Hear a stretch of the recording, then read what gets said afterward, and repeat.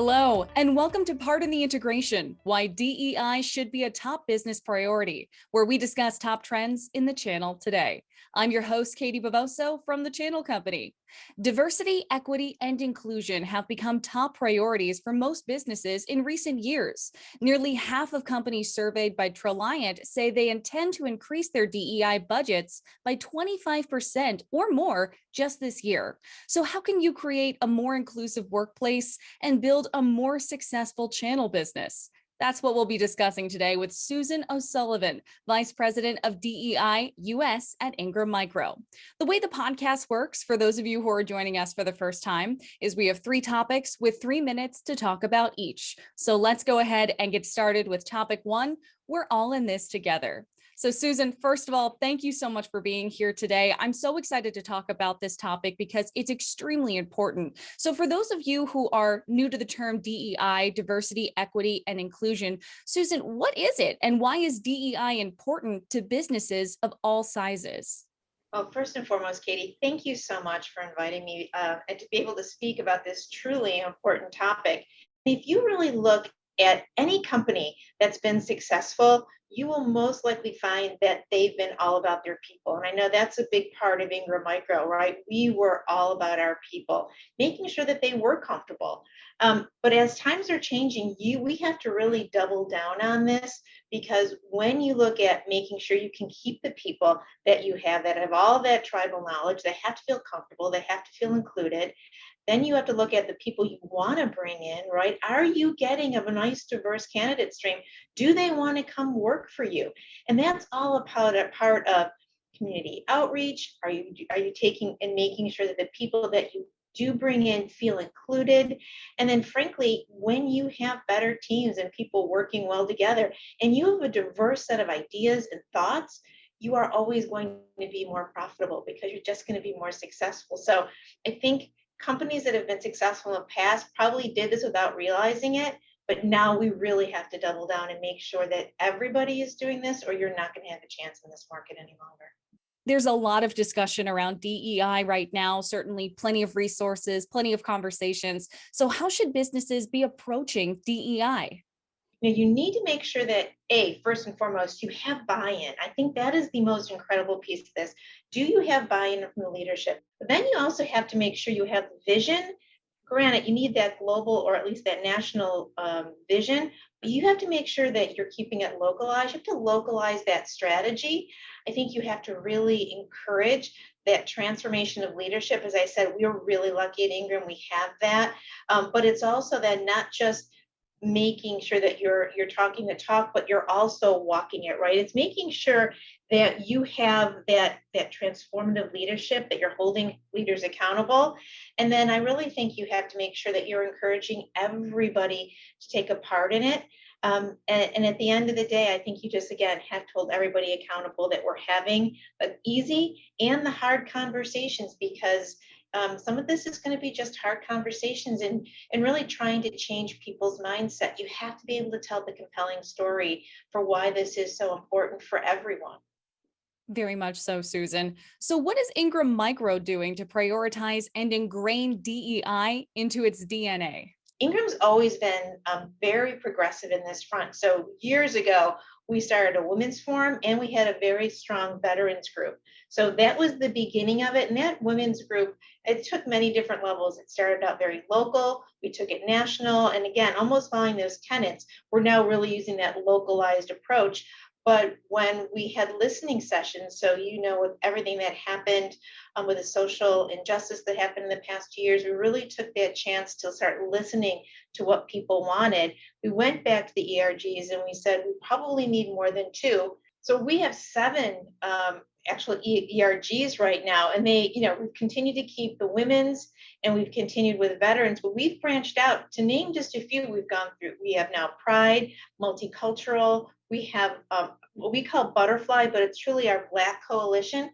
It's disability, and it's modern working family. So it is truly really a plethora of options and opportunities for anybody to come in and really feel that they can connect with people like them. Susan, that now brings us into topic two, building a culture of empathy and accountability. So, how do you keep DEI both global and local, especially since it's such a big conversation? It is a big conversation. And understand, when you go global, it's very different than what it could be in other countries, right? So we've had a lot of great work done in the US, but again, when you go out to the global groups, it's very different because everyone has different, different issues, right? I would tell you that different issues, but at the end of the day, it's all about the empathy and making sure that people are included. From that perspective, again, it's making sure you have that global vision of inclusion, making sure that there is equity and making sure that you are looking for diversity. And then knowing that each location is going to make it a little bit different based upon what their numbers are, what their dynamics are. They have to do it with a way that really works in that localized community. I think from that local to the global level, it's get that vision, take care of it locally, but understand it's not just your company, but it is all the partners in the ecosystem that you're involved in. And if we can help each other with this, we're all just stronger. So, Susan, we talked a little bit about this earlier in the first topic, but how does DEI impact culture and attract and retain talent? We always put our people first, and we have since the day I started. And I think that's one of the reasons why you'll see so many tenured associates at Ingram because we are empathetic, we listen, and that's what drives a great culture.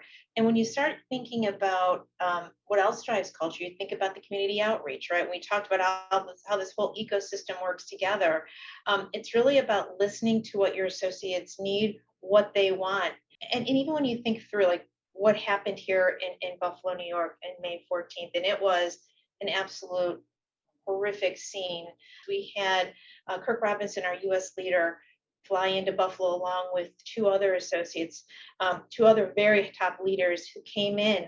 And we spent that Monday in listening sessions and in hearing what our Black community was saying. And we listened and we heard. And, and through that, we've got some very dynamic and specific things that we can do to make this culture better.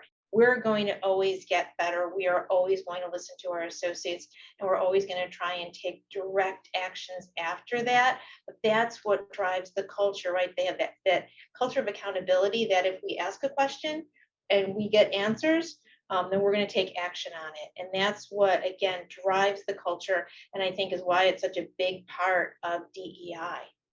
So, Susan, you talked a lot about what Ingram Micro is doing to ingrain DEI into its DNA, but what type of training and resources in relation to DEI is Ingram Micro adopting and sharing with its partner base? So the sharing with the partner base is we're just out starting that journey. But from a training perspective, as I mentioned, we're doing inclusion training and we are using, we used a third party on this, and then we brought our people in, whether you're the facilitator or the ambassador, and and what's really interesting is we're doing them both virtually, obviously, given the new environment that we're in, but we're also doing them face to face. And those are asking people to have some very vulnerable conversations. And sometimes it works really well virtually, and sometimes it doesn't. But we're bringing those ambassadors in to start helping those conversations along with the facilitator because we need to better understand each other and understand this inclusion. The same thing with the bias training. We need to make sure everybody has unconscious bias. It's just a given. Everybody has them, but are you aware of them? And what do we do to make sure that they're not impacting our business or impacting our relationships, not only at work, but this can also go outside to make everybody's life better. Susan, that's going to take us right into our third and final topic, DEI going mainstream. So, first question for you, Susan, in this topic, what's next for DEI? As I've started my own journey in this role, there's three ways that people jump on, right? I kind of talk about my train journey, right? And there's three different stations that you can get on a DEI. You can get on because it's just, it feels like it's the right thing to do, and you're going to join, or you've probably been doing this all along, and you're interested in what your unconscious biases are, and you're just probably a lifelong learner. Then people are going to get on because they do understand, the more diverse I'm going to have a better ROI. So they're going to come in from that financial perspective. And then there's some people are going to come in from the legal perspective, right? That we have to have certain numbers and or whatever it is in whatever country you're in. But those are really the three stations for right now. So I think we have to tell a compelling story so that people want to get on. I think the journey for DEI is when we don't have DEI any longer, right? It just becomes so ingrained in our cultures and our life that frankly, it's not a thing. In that same vein, Susan, how can businesses and employees measure DEI? Well, there's actually a lot of different ways. I mean, first and foremost, you can just look around, right? I mean, it's really not difficult when you start looking. How many women, how many diverse candidates. I mean, does everyone look alike? I mean, that's probably your first and foremost easy thing to do, and people do that, right? They walk in. They're doing their interviews. They come in and they look around. Do people look like me? And I think, but there are scorecards. So I know we're actually publishing a scorecard globally to all of our associates. It's actually, I think, going out on Monday.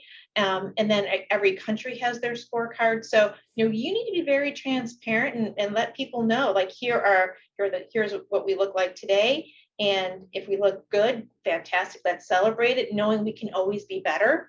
And I think the other scorecard that you can look to is your hiring practices, and are we bringing in the right people, and are they getting a great feeling when not only when they're going through the process, but when they're hired, do they feel included? Susan, my last question for you today is, we're going out on a personal note for you. As the head of DEI for Ingram Micro US, what is the true north for Ingram Micro, and how will this impact how you do business? Well, interestingly enough, the true north is really about making sure that we have an organization that our partners want to do business with. At the end of the day, that's really the key. What kind of experience are we giving them? We know we'll give them a better experience where we have a workforce that feels like they've been invested in, that they're recognized, that they can look around and feel included. And I think that is truly, Ingram's true north, is that associate and customer experience built on all the tenets that we have of teamwork and collaboration, and accountability, right? Those are the things, when you look at our true north, is that we continue to take this journey until we don't have to, until we reach that nirvana stage. But I feel very good that Paul and the leaders are completely bought in. We have that buy-in from them, and that this is the journey we're on. So that is the true north, getting to nirvana.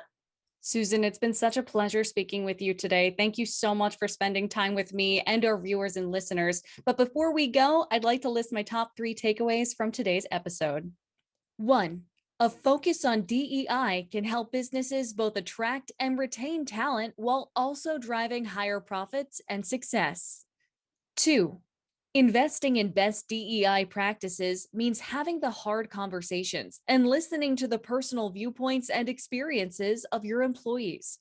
Then take action so they feel heard. And 3, start your DEI journey by first assessing your teams and hiring practices. Learn from your employees about what you can do or change to create a more diverse and inclusive work environment.